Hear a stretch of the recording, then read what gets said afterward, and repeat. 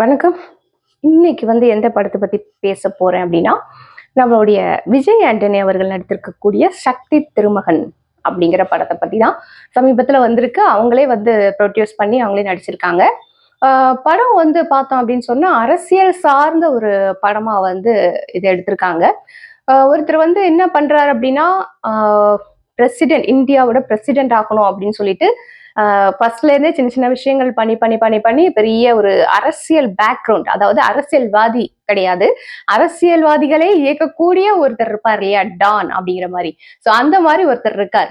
So அவர் என்ன நினைக்கிறார் அப்படின்னா, இந்தியால ஒரு வறுமை கோட்டுக்கு கீழே இருக்கிறவங்களெல்லாம் அழிச்சிடணும், மேல இருக்கிறவங்க அந்த வெல் செட்டில்ட் அவங்க எல்லாம் இருக்கணும். ஸோ அந்த மாதிரியான ஒரு சொசைட்டியை உருவாக்கணும் அப்படிங்கிற மைண்ட் செட்ல இருக்கக்கூடியவர்.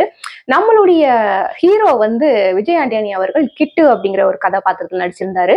ஸோ அந்த கதாபாத்திரம் என்னன்னா, அவங்களுமே ஓரளவுக்கு நல்ல சின்ன சின்ன விஷயங்களை பண்ணிட்டு நிறைய சம்பாதிச்சுட்டு அந்த மாதிரி இருக்கக்கூடிய ஒரு கேரக்டர் தான் பண்ணியிருந்தாங்க. ஸோ ஒரு ஸ்டேஜுக்கு அப்புறம் என்ன ஆகும் அப்படின்னு சொன்னா, அவங்க இந்த அரசியல்வாதிகளையே ஆட்டி வைக்கக்கூடிய அந்த டான் மாதிரி இருக்கக்கூடிய ஒருத்தர், அவங்களுக்கும் இவங்களுக்கும் மோதிக்கும். ஸோ அவங்க இவங்க எப்படி அழிக்கிறாங்க அப்படிங்கிறது தான் ஹோல் கதையுமே. ஓவரால் பார்த்தா ரொம்ப நல்லா இருந்துச்சு படம். என்ன சொல்றது, விமர்சனம் அப்படிங்கிறது கிடையாது.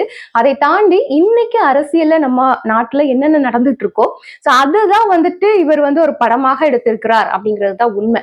ஏன்னா நிறைய விஷயங்கள் அரசியல் நடந்துட்டு இருக்கு. வெளியில வர்றது 1% 2% தான் வருது. அதுக்கு மேல வெளியில வர மாட்டேங்குது. நிறைய விஷயங்கள் உள்ள நடந்துகிட்டே இருக்கு. அதெல்லாம் யார் கண்ட்ரோல் பண்றா, எப்படி பண்றாங்க, இப்படிலாம் நம்மளுக்கு ஒண்ணுமே தெரிய மாட்டேங்குது. ஸோ அந்த மாதிரி விஷயங்கள்ல சில விஷயங்களை எடுத்து கோர்த்து ஒரு படமாக நம்மளுக்கு கொடுத்துருக்காங்க. ரொம்ப அருமையா இருந்தது. ஃபர்ஸ்ட்ல இருந்து பார்க்கறதுக்கு என்ன சொல்றது, ரொம்ப கமர்ஷியல் படம் அப்படின்னு சொல்ல முடியாது. அரசியல் சார்ந்த ஒரு படம் தான் இது. ஸோ அரசியல் இன்ட்ரெஸ்ட் இருக்கிறவங்களுக்கு இந்த படத்தை பார்க்கறதுக்கு ரொம்ப பிடிச்சிருக்கும். இதுல என்ன ஒண்ணு அப்படின்னா, எனக்கு ரொம்ப ஹாப்பியா இருந்த ஒரு விஷயம் என்ன அப்படின்னா, திரு செல்முருகன் அவர்கள், திரு விவேக் அவர்கள் காலமானதுக்கு அப்புறமாக செல்முருகன் அவர்கள் எந்த மூவிலுமே நான் பார்க்கல. ரொம்ப வருஷம் கழிச்சு அவரை திரும்பவும் வெள்ளித்திரையில பாக்குறது எனக்கு ரொம்ப ஹாப்பியா இருந்தது. விவேக் அவர்கள் இல்லாமல் செல்முருகன் அவர்கள் திரையில வந்தது கிடையாது.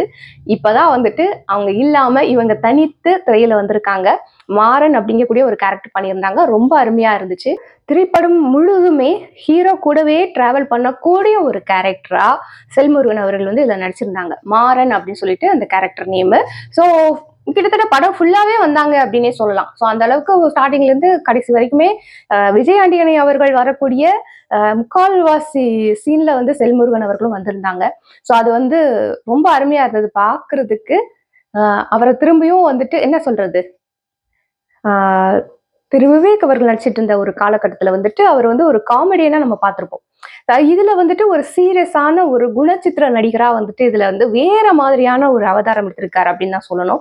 ரொம்ப நல்லா இருந்தது, ரொம்ப பொருத்தமா இருந்தது. அவர் பண்ணது ரொம்ப பெர்ஃபெக்டாவும் இருந்தது. அந்த கேரக்டருக்கு அவர் கரெக்டா பொருந்தி இருந்தாரு. அவர் நடிப்பும் ஆப்டா இருந்தது அப்படின்னு தான் சொல்லணும். ஸோ இனிமேலும் திரை பயணத்தை நீங்க தொடரணும். திரு விவேக் அவர்கள் விட்டு சென்ற நிறைய விஷயங்களை இவர் கண்டினியூ பண்ணிட்டு இருக்காரு. ஸோ அதே மாதிரி திரை பயணத்தையும் நீங்க தொடரணும் அப்படிங்கிறது எங்களுடைய விருப்பமாக இங்க பதிவு பண்ணிக்கிறேன்.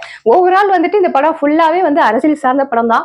பார்க்கணும், எல்லாருமே கண்டிப்பா பார்க்கணும். நம்ம நாட்டுல என்ன நடந்துட்டு இருக்கு, என்னென்ன பிளான்ஸ் பண்ணிட்டு இருக்காங்க, அரசியல்வாதிகளும் சரி, அரசியல்வாதிகளை ஆக்டிவிக்கக்கூடிய டான் போன்றவர்களும் சரி, நம்மளுடைய நாட்டுல என்னென்ன பண்ணிட்டு இருக்காங்க அப்படிங்கறதெல்லாம் நிறைய விஷயங்களை இந்த படத்துல காமிச்சிருக்காங்க. கண்டிப்பா பாருங்க. நீங்க பாத்துட்டீங்க அப்படின்னா உங்க கருத்துக்கள் என்ன அப்படிங்கறது மறக்காம கமெண்ட் செக்ஷனா சொல்லிட்டு போயிருங்க. ஓகேவா? அடுத்த வீடியோவில் சந்திக்கிறேன். அதுவரை பாய்.